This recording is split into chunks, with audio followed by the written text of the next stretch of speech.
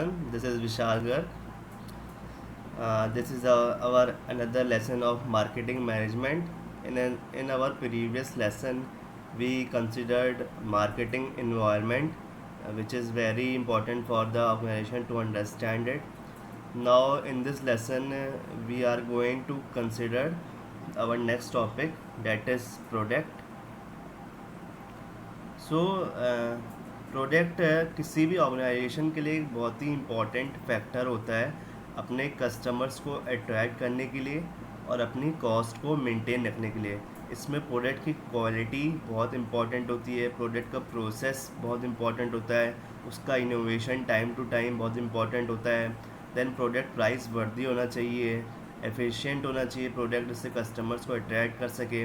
Product की services बहुत अच्छी होनी चाहिए, प्रोडक्ट की डिलीवरी टाइम पे होनी चाहिए। हम इसमें इस लेक्चर में अपने समझेंगे प्रोडक्ट का concept and the classification of the product. So let we start now. First of all, product decision क्या होता है? हमने पहले मार्केटिंग मिक्स पढ़ा था, उसमें फर्स्ट पी था आपका प्रोडक्ट।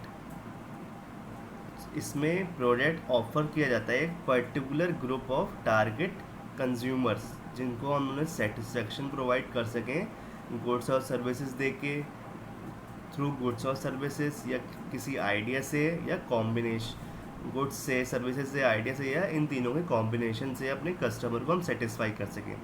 देन आपका प्रोडक्ट जो होता है इसमें डिफाइंड होता है, करा है according to American marketing association. Product क्या है? एक बंडल ऑफ एट्रीब्यूट्स है, मतलब उसमें कुछ फीचर्स होते हैं, फंक्शंस होते हैं, उसके बेनिफिट्स होते हैं, कुछ उसके यूजेस होते हैं, जो कि अलग अलग मिक्स होते हैं। उसमें टेंजिबल फॉर्म का भी होता है और इंटेंजिबल फॉर्म का भी होता है।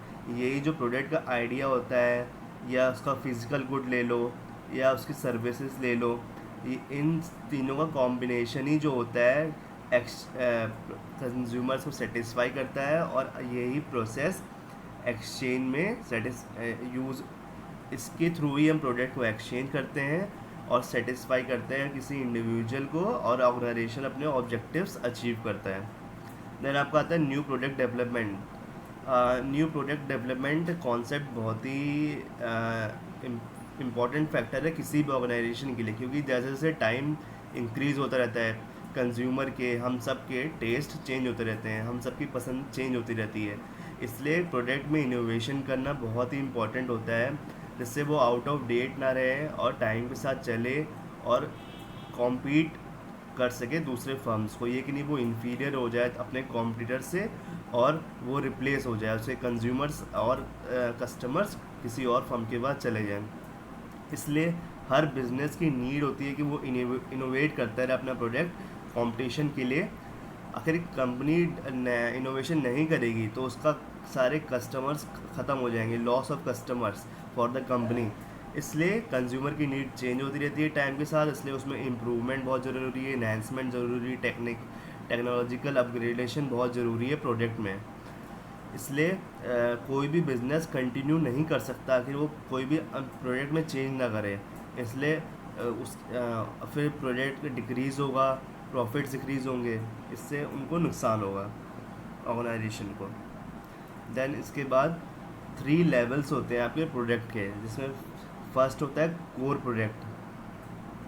कोर प्रोडक्ट क्या कहता है कि कोर प्रोडक्ट वो बेनिफिट होता है प्रोडक्ट से या किसी भी सर्विस से जो कि वैल्यूबल होता है उसे कंज्यूमर के लिए। जैसे हम एग्जांपल ले लेते हैं कार का। कार क्या है? एक प्रोडक्ट है, और कोर प्रोडक्ट क्या है उसका? जो वो सर्विस प्रोवाइड करे, जैसे वो कंफर्टेबल है, वो स्पीड उसकी अच्छी होती है कार की किसी और प्रोडक्ट व्हीकल से कंपेयर करें तो। देन इसके बाद आता है आपका एक्चुअल प्रोडक्ट। एक्चुअल प्रोडक्ट क्या कहता है कि एक्चुअल प्रोडक्ट वो होता है जो टेंजिबल हो, आपको दिख रहा हो और फिजिकली दिख रहा हो। फिजिकल प्रोडक्ट जैसे कार एक टेंजिबल प्रोडक्ट, आपको चलती फिरती सब दिखती है और वो ट्रांसपोर्टेशन में भी यूज़ होती है। देन इसके बाद आपके और ऑगमेंटेड प्रोडक्ट। ऑगमेंटेड प्रोडक्ट क्या होता है? वो नॉन फिजिकल पार्ट होता है प्रोडक्ट का, वो जो कि एडिशनल सेटिस्फेक्शन या वैल्यू प्रोवाइड करता है कस्टमर को। जैसे कि हम एग्जांपल ले लेते हैं, कार की एसेसरीज़ हो गई, वारंटी हो गई, आफ्टर सेल सर्विसेज हो गई। ये सब जो जैसे नॉन फिजिकल होते हैं, आपको दिखते नहीं हैं, बट ये कार जो ख़रीदता है कस्टमर उसको अलग से सेटिस्फेक्शन प्रोवाइड करते हैं। ये सब नॉन फिजिकल पार्ट होता है प्रोडक्ट का, ऑगमेंटेड प्रोडक्ट। देन आपका आता है classification of product. Product classification, consumer products होते हैं जिसमें 3 तरह के प्रोडक्ट्स होते हैं: consumer products, industrial products and other market offerings. Consumer products में आपका आता है convenience goods, shopping goods, speciality goods and अनसॉर्ट goods. और फिर अदर मार्केट ऑफरिंग्स में किसको होता है? ऑर्गेनाइजेशंस को, पर्सन्स को, प्लेसेस को एंड आइडियाज़ को। इन सब का मीनिंग्स हम अभी आगे बढ़ते हैं। कंज्यूमर प्रोडक्ट्स क्या होते हैं? जो कि directly at the end consume किए जाते हैं कस्टमर्स के थ्रू, पर्सनल और इंडिविजुअल बेसिस पे। कन्वीनियंस गुड्स में क्या क्या हो सकता है? जैसे कि टारगेटेड होते हैं वो लार्ज सेगमेंट में, एक पर्टिकुलर ग्रुप ऑफ कस्टमर्स के लिए, वो रेगुलरली यूज़ किए जाते हैं, बार बार ख़रीदे जाते हैं, इनका प्राइस कम होता है और इसमें थोड़ा लो इन्वॉल्वमेंट होता है कंज्यूमर्स का और लो प्रॉफिट्स होते हैं मार्केटर्स के लिए। और इसमें जो प्रमोशन होता है प्रोडक्ट का वो बड़े स्केल पे होता है, मास प्रमोशन होता है। जैसे हम इनका एग्जांपल भी ले सकते हैं, जैसे पैकेज फूड हो गया, साबुन हो गई, डिटर्जेंट हो गया, या कोई पर्सनल केयर प्रोडक्ट्स हो गए। ये सब कन्वीनियंस गुड्स में आते हैं। इसके बाद आपके होते हैं शॉपिंग गुड्स क्या होते हैं? लेस फ्रिक्वेंटली परचेज किए जाते हैं, इनका इन्वॉल्वमेंट ज़्यादा होता है और ये एक्सपेंसिव होते हैं, महंगे होते हैं देन कन्वीनियंस गुड्स। और इनमें प्रोडक्ट प्रॉफिट मार्जिन ज़्यादा होता है और ये अलग अलग आउटलेट्स पे सेल किए जाते हैं और इनका प्रमोशन प्रोड्यूसर एंड सेलर सब मिलके करते हैं। जैसे एग्जांपल ले सकते हैं शॉपिंग प्रोडक्ट, जैसे आप कपड़े खरीदते हो, कोई भी पर्सनल सर्विसेज का सामान खरीदते हो, इलेक्ट्रॉनिक प्रोडक्ट्स खरीदते हो, या कोई भी हाउस होल्ड का सामान खरीदते हो। देन इसका आपके आता है स्पेशलिटी गुड्स क्या होते हैं? नाम से लग रहा है कि मतलब ये किसी स्पेशल पर्पस के लिए खरीदे जाते हैं। आपके कस्टमर स्पेशल पर्पस को अपने सेटिस्फाई करने के लिए खरीदता है, इसलिए इसमें इन्वॉल्वमेंट बहुत ज़्यादा होता है, प्राइसेस भी इनका बहुत ज़्यादा होता है, इनका सिलेक्शन बहुत ध्यान से किया जाता है, बहुत पूरा एनालाइज करके। और एक ब्रांड की एक लॉयल्टी होती है, हम जैसे हम खरीदते हैं यार हमें तो उसी ब्रांड का प्रोडक्ट खरीदना है क्योंकि हम उससे ही सेटिस्फाई होते हैं। इसलिए इसका डिस्ट्रीब्यूशन भी बहुत ज़्यादा वाइड स्प्रेड होता है, अलग अलग मार्केट एरिया में इसका डिस्ट्रीब्यूशन होता है।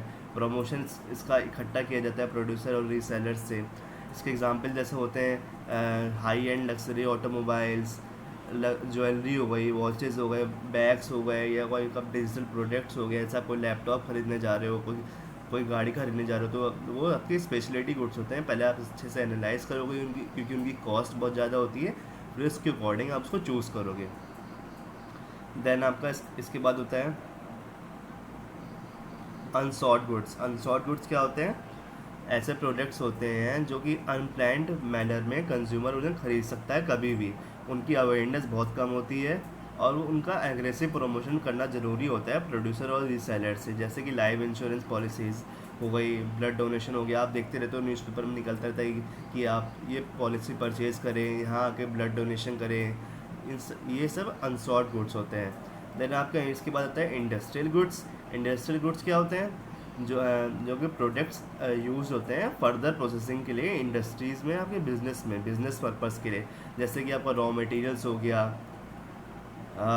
इक्विपमेंट्स हो गए, आपके कंपोनेंट्स हो गए, मेंटेनेंस हो गया, रिपेयर हो गया, ऑपरेटिंग प्रोडक्ट्स हो गए। ये सब आपके इंडस्ट्रियल प्रोडक्ट्स में आते हैं।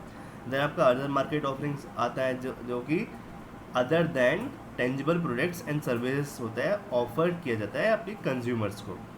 ओके, देन आप इस की प्रोडक्ट डिसीजंस होते हैं कुछ।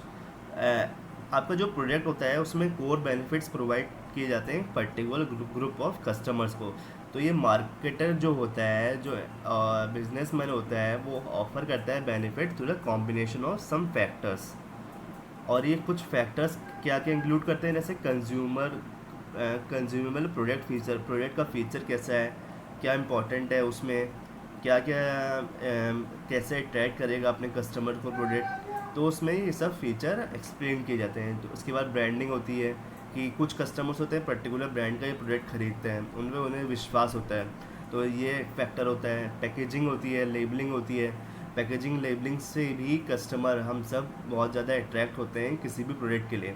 ये सब कॉन्सेप्ट जो है हम सब अलग अलग अपने आगे के चैप्टर्स में कंटिन्यू करेंगे। So this is product. किसी भी ऑर्गेनाइजेशन के लिए बहुत इंपॉर्टेंट फैक्टर होता है कि वो प्रोडक्ट की क्वालिटी बहुत अच्छी करे, प्रोडक्ट का प्राइस एक वर्दी होना चाहिए, ना ही कम होना चाहिए जिससे नुकसान हो ऑर्गेनाइजेशन को, नहीं ज़्यादा होना चाहिए कि कंज्यूमर्स उसमें अट्रैक्ट ना हो। प्रोडक्ट की सर्विसेज बहुत टाइमली होनी चाहिए, टाइम टू टाइम होनी चाहिए। प्रोडक्ट का इनोवेशन बहुत ज़रूरी है टाइम टू टाइम, जब भी आपके कस्टमर्स बने रहेंगे, otherwise they will attract to the new new business organisation जो उन्हें अच्छे से अच्छे प्रोडक्ट प्रोवाइड कर रहा है, सर्विसेज प्रोवाइड कर रहा है। इसलिए प्रोडक्ट एक इम्पॉर्टेंट फैक्टर है अपने कंज्यूमर्स को बांधे रखने के लिए, अट्रैक्ट करने के लिए। सो हमने इस लेसन में पढ़ा प्रोडक्ट क्या होता है, उसका कॉन्सेप्ट, प्रोडक्ट का क्लासिफिकेशन क्या होता है, कितने टाइप से प्रोडक्ट होते हैं।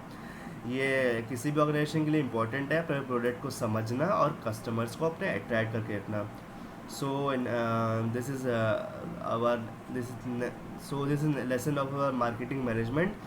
In other lessons we will continue about the branding of the product, packaging and labeling. So thank you everyone for this lesson. Please like and subscribe Gurukul E School and be happy.